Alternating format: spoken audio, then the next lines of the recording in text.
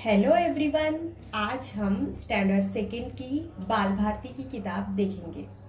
मशमूलाती दरसी किताब बाल भारती, दूसरी जमात, हिस्सा 4, Urdu medium semi English, part 4। तो इस तरह से आज हम बाल भारती का सबक देखेंगे। बाल भारती का सबक है हसन गंगू। सबक नंबर 15, हसन गंगू। बहुत दिनों पहले की बात है। दिल्ली में गंगू नाम का एक ब्राह्मण रहता था। वो दिल्ली के बादशाह मोहम्मद तुगलक के दरबार में आया जाया करता था। बादशाह और उसके दरबारी गंगू की बड़ी इज्जत करते थे। गंगू ब्राह्मण के यहाँ एक नौकर था जिसका नाम हसन था। हसन बहुत गरीब था मगर मेहनती और ईमानदार भी था। दिन भर वो गंगू के खेत में काम करता था। उसको जो कुछ तनख्वाह मिलती उस पर उसकी गुजर बसर होती थी।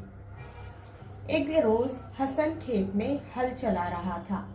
उसका हल किसी चीज में फंस गया। हसन काम करने से रुक गया। उसने जमीन खोद कर देखा तो वहां एक घड़ा था।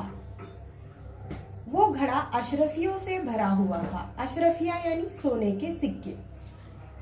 इतना बड़ा खजाना पाकर हसन को बेहद खुशी हुई, मगर उसे ख्याल आया कि ये खजाना तो गंगू के खेत में मिला है, गंगू ही उसका हकदार है। वो अशरफियों का घड़ा लेकर गंगू के पास पहुंचा। उसने गंगू को सारा हाल सुनाया। वो हसन की दयानतदारी से बहुत खुश हुआ। दयानतदारी यानी ईमानदारी, ईमान वाला। एक मर्तबा हसन की दयानतदारी का जिक्र गंगू ने बादशाह से किया। बादशाह पर भी इसका बड़ा असर हुआ। इसने हसन को अपने दरबार में मुलाजिम रख लिया। दरबार में भी वो बहुत मेहनत और ईमानदारी से काम करता रहा। कुछ दिनों बाद बादशाह ने हसन को दक्कन का सूबेदार बना दिया। सूबेदार यानी वहाँ का मालिक, वहाँ की देखरेख करने वाला। दक्कन में इसने लोगों के फायदे के लिए बहुत से काम किए। रियाया इससे बहुत खुश थी। कुछ अरसे बाद हसन खुद दक्कन का बादशाह बन गया। बादशाह बनने के बाद भी वो अपने मालिक को ना भूला। इसने अपने नाम के साथ अपने मालिक का नाम भी जोड़ दिया और हसन गंगू कहलाया। इतना जमाना गुजरने पर भी उसकी वफादारी और दयानतदारी लोगों को याद है। तो प्यारे बच्चों, आज हम इस सबक की मश्की सरगर्मियां भी देखेंगे। मैं आपको बताऊंगी कि सबक में सवालात के जवाब किस तरह से ढूंढकर लिखते हैं। इससे आपकी समझने की सलाहियत बढ़ेगी।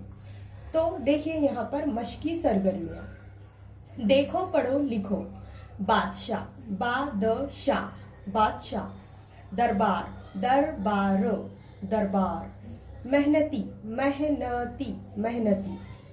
तनख्वाह, तनख्वाह, तनख्वाह। दयानतदारी, दयानतदारी, दयानतदारी। ईमानदारी, ईमानदारी, ईमानदारी। सूबेदार, सूबेदार, सूबेदार।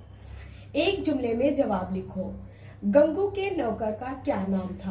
तो देखो प्यारे बच्चों, आपको इस तरह से एग्जाम में सवालात आते हैं और वो सवालात के जवाबात आपको पैराग्राफ में ढूंढना रहता है। तो मैं आपको सिखाऊंगी कि एक पैराग्राफ में सवालात के जवाबात कैसे ढूंढते हैं। तो देखिए यहाँ पर गंगू के नौकर का क्या नाम था। अब हम पैराग्राफ की तरफ चलते हैं। देखिए यहाँ पर अब हम फिर से पैराग्राफ को पढ़ेंगे। बहुत दिनों पहले की बात है। दिल्ली में गंगू नाम का एक ब्राह्मण रहता था। वो दिल्ली के बादशाह मोहम्मद तुगलक के दरबार में आया जाया करता था। बादशाह और उसके दरबारी गंगू की बड़ी इज्जत करते थे। गंगू ब्राह्मण के यहाँ एक नौकर था जिसका नाम हसन था। देखें यहाँ पर गंगू के नौकर का क्या नाम था। तो इसका जवाब हमको मिल गया कि गंगू ब्राह्मण के यहाँ एक नौकर था जिसका नाम हसन था। तो इसका जवाब ये आएगा कि गंगू के नौकर का नाम हसन था।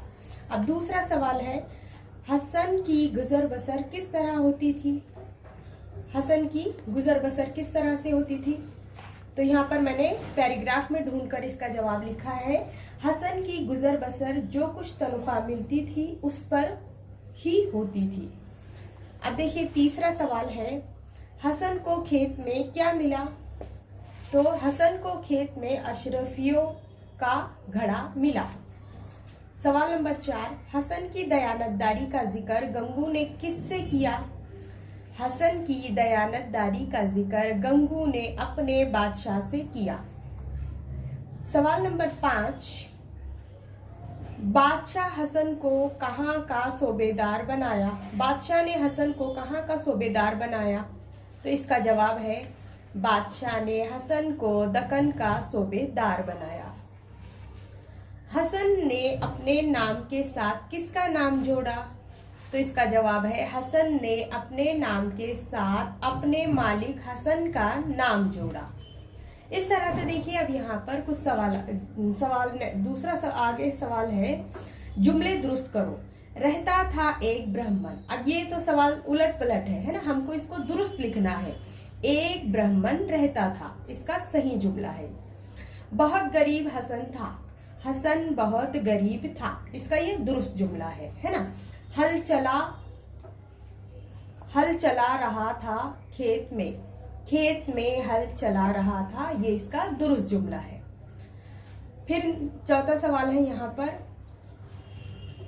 देखिए चौथा सवाल, बहुत वो हुआ खुश, ये गलत जुमला है, इसको हम दुरुस्त कैसे करेंगे? बहुत खुश हुआ वो। अब पांचवा सवाल है, बहुत खुश थी उससे रियाया। अब ये उलट पलट है ना, तो सही तरह से दुरुस्त जुमला हम कैसे बनाएंगे? रियाया उससे बहुत खुश थी, इस तरह से। अब देखिए यहाँ पर सही लफ्ज चुनकर खाली जगह में लिखो। बादशाह और उसके डैश गंगू की बड़ी इज्जत करते थे, तो ये दोनों में से क्या आएगा? सरकारी या दरबारी?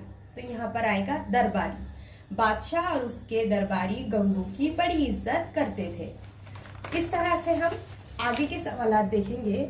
देखिए सवाल नंबर 2, वो बहुत मेहनत और डैश से काम करता था, ईमानदारी या चालाकी? तो ईमानदारी से काम करता था। वो बहुत मेहनत और ईमानदारी से काम करता रहा।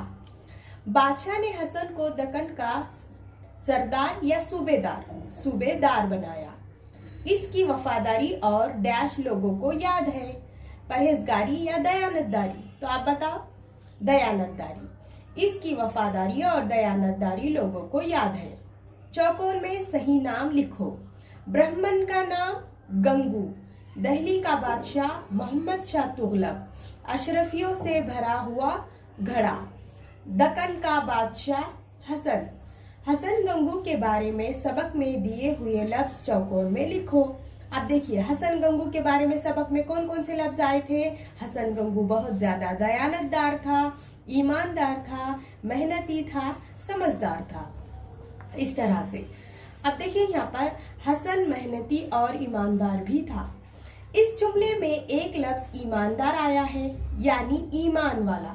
सबक में ऐसा ही एक लफ्ज सूबेदार है, इसके मायने सूबे वाला है। ये दोनों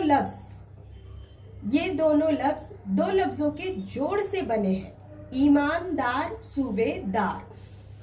अपनी दरसी किताब से इस तरह के दो लफ्ज तलाश करो। देखो दरसी किताब में हसन गंगू सबक में हमने जमींदार, दयानतदार, ये दोनों अल्फाज ऐसे हैं जिसमें दो लफ्ज मौजूद है ना, दयानतदार और जमींदार।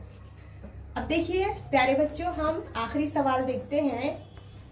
नीचे दिए हुए खानों के लफ्जों के आखिर में दार लगाकर नए लफ्ज बनाओ, जैसे इज्जतदार। देखिए यहाँ पर जमींदार, तो जमींदार से बना जमींदार। हयादार से बना हयादार। हकदार, फिर बना दुकानदार, फिर बना मकानदार, फिर बना समझदार।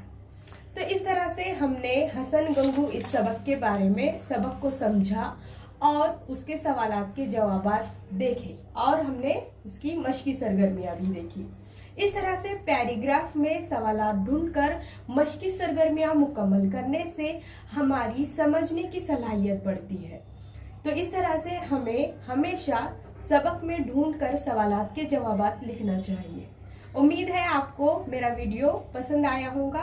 Thank you.